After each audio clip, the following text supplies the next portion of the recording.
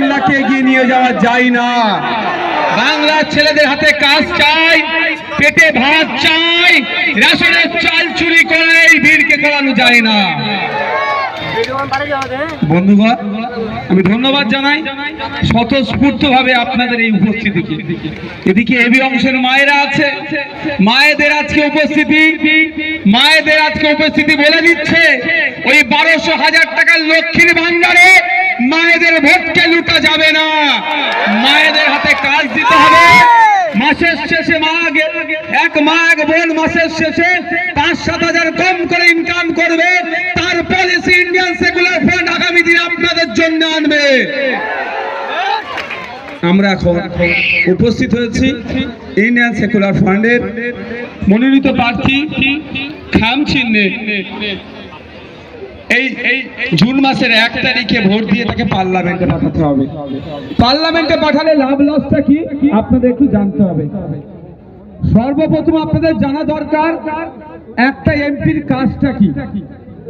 এখানে অনেকে এই যে জায়গাটা আছে এর বাইরে প্রচুর মানুষ দাঁড়িয়ে আছে যেখানে আসতে পারেনি বলে, যে যেখানে চায়ের দোকানে বসে শুনছেন তাদের উদ্দেশ্যে বলবো যে আপনারা আমার বক্তব্য বা আমাদের যারা বক্তব্য দিচ্ছিলেন তাদের কথাগুলো একটু শোনার চেষ্টা করবেন।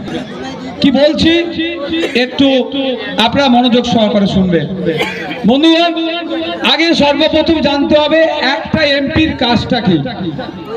এমপির বেশ কয়েকটা গুরুত্বপূর্ণ কাজ আছে, তার মধ্যে অন্যতম গুরুত্বপূর্ণ কাজ হচ্ছে তার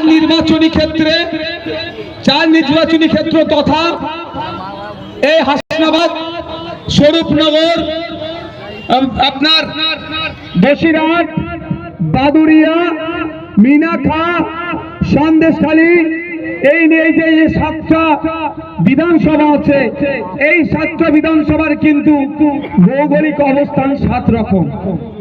এই 7টা বিধানসভার মানুষের চাওয়া পাওয়া, অভাব, অভিযোগ কি আছে, এমপি সাহেবের কাজ হচ্ছে সেটাকে নোট করে পার্লামেন্টে নিয়ে যাওয়া। যেখানে দেশের আইন তৈরি হচ্ছে, সেই আইন যেখানে তৈরি হচ্ছে সেখানে গিয়ে বলা আমি সন্দেশখালীর এমপি, আমি হাসনাবাদের এমপি, আমি হিঙ্গলগঞ্জের এমপি, আমি মিনাখার এমপি, আমি বসিরহাটের এমপি, আমি বাদুরিয়ার এমপি তথা বসিরহাট লোকসভা থেকে এসেছি। সন্দেশখালীতে প্রতি বছরে যে প্রাকৃতিক দুর্যোগের ফলে বাঁধ ভেঙে নষ্ট হয়ে গিয়ে নোনা পানি মানুষের জমিতে ঢুকে যাচ্ছে, ওটা বন্ধ করে কংক্রিটের বাঁধ নির্মাণ করতে হবে। এই কাজটা হচ্ছে একটা এমপি মহাশয়। আর আমাদের এমপি সেখানে টিকটক ভিডিও করতেই ব্যস্ত আর সেলফি তুলতেই ব্যস্ত। অপদার্থ একটা এমপি, দায়িত্ব কাণ্ড জ্ঞান একটা এমপি। আমি বলে যাচ্ছি এখান থেকে, আমাদের কথা বলেনি এমপির কাজটা কি। এই যে ব্রিজটার নামটা কি গো? এই যে একটা ব্রিজ ইনকমপ্লিট হয়ে পড়ে আছে, বাদুরিয়া ব্রিজ থেকে শুরু করে, এটা কোন বিধানসভা? এই 72 বিধানসভার মানুষের যে চাওয়া পাওয়া, অভাব, অভিযোগ যেগুলো আছে সেইগুলোকে নোট ডাউন করে পার্লামেন্টে গিয়ে কনসার্ন ডিপার্টমেন্টাল মিনিস্টারের কানে পৌঁছে দেওয়া। আর শাসকের কাজ কি হবে, যে সমস্যাগুলো আছে সেইগুলোকে তারা ধরে প্রতিটাকে সমাধান করা। এটার নাম হচ্ছে সরকার। দুঃখের বিষয় আমরা এটা ভুলে যাচ্ছি। একটু গলাটা টানছে ভাই, মাইকম্যান কি আছে, গলাটা টানছে, একটু দেখবেন তো। না, মাইক্রোফোনটা দোষ না।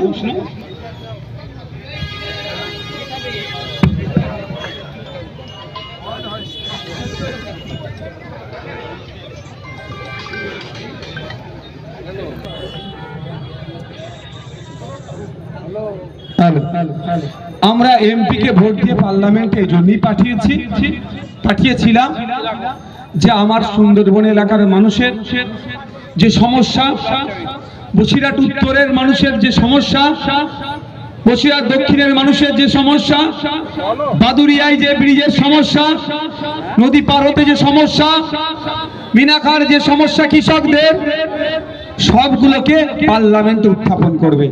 আর ওখানকার যিনারা শাসকে থাকবেন, ডিপার্টমেন্টাল মিনিস্টার, সেই সমস্যাগুলো সমাধান করবে। কিন্তু দুঃখের বিষয়, আমরা যাকে পার্লামেন্টে পাঠালাম আমাদের হয়ে কথা বললো না। যাকে পার্লামেন্টে পাঠালাম আমাদের পরিবর্তে, আমাদের কথা বলার পরিবর্তে আমাদের বিপক্ষে যে বিলগুলো আসছে বকলমে তাকে সহযোগিতা করেছে। যেমন সিএ নিয়ে ভোটাভুটির সময় মনে আছে তো আপনাদের? সিএ নিয়ে ভোটাভুটির সময় কি হয়েছে? ভোট তিনি দেয়নি, বিজেপিকে সহযোগিতা করেছে। ওটা তো আমরা জানতে পেরেছি বলে। যখন কৃষকদের বিরুদ্ধে বিল পাস হয়েছিল তখন ভোটাভুটিতে বিদায়ী এমপি হাজী নুরুল ইসলাম সাহেবদের দলের এমপির কি অবস্থান ছিল একটু জেনে রাখা আপনাদের দরকার। যদি সৎ সাহস থাকে হাজী নুরুল সাহেবদেরকে বলছি, বসিরহাট উত্তরের তৃণমূলের নেতাদের বলছি, কৃষকদের বিরুদ্ধে এই শুভেন্দু অধিকারীদের, জমলাবাজের সরকার, সুকান্ত বাবুদের বিভাজনের সরকার যখন কৃষকদের বিরুদ্ধে বিল পাস করিয়েছিল তখন আপনাদের এমপি পার্লামেন্টে কি ভূমিকা পালন করেছে সেই তথ্যটা জনমানসে আনা হোক। দেখবেন বকলমে বিজেপিকে সুবিধা করেছে। তাই বন্ধুগণ, আমাদেরকে আগে জানতে হবে একটা এমপির কাজ কি, কতটা ক্ষমতা, কি করতে পারে। একটা এমপি অনেক কিছু করতে পারে যদি করার তার ইচ্ছে থাকে। একটা এমপির হাতে এক বছরে 5 কোটি টাকা আসে ডেভেলপমেন্টের জন্য। 5 বছরে তাহলে কত টাকা আসছে? 25 কোটি টাকা। এখানে নিশ্চিতভাবে বসিরহাট উত্তরের তৃণমূলের নেতাদের কাছে আমি প্রস্তাব রাখতে চাই, আপনারা মানুষের কাছে ভোট চাইতে আসার আগে এই 5 বছরে 25 কোটি টাকা আপনাদের এমপি কোথায় কোথায় খরচ করেছে তার ডেটাটার জন্য মানুষের আগে দিন, তার তথ্যটা আগে দিন, তারপরে ভোট চাইবেন। আগে তো দিতে হবে। 5 বছরে 25 কোটি টাকা কোথায় কোথায় খরচ করেছেন আপনি জানবেন না? আমি ভাঙড়ের বিধায়ক, আমাকে একে নিয়ে খুব পেরেশান অভিষেক বাবু, মমতা ব্যানার্জিরা আমার নামে অনেক কিছু বলে। আমি বলেছি আমি বছরে 60 লাখ টাকা পাই, এখন আমার বলাতে 10 লাখ বেড়েছে। বসিরহাট উত্তরের যিনি বিধায়ক আছে জিজ্ঞাসা করবেন ওনাকেও, ওনারাও 60 লাখ টাকা পেত। আমি বলার পরে 10 লাখ বেড়ে বছরে ওনারাও 70 লাখ টাকা পাচ্ছে উন্নয়ন করার জন্য, এই নওশাদ সিদ্দিকীর জন্য। জিজ্ঞাসা করে নেবে তো 70 লাখ করে হলে 3 কোটি সামথিং হচ্ছে।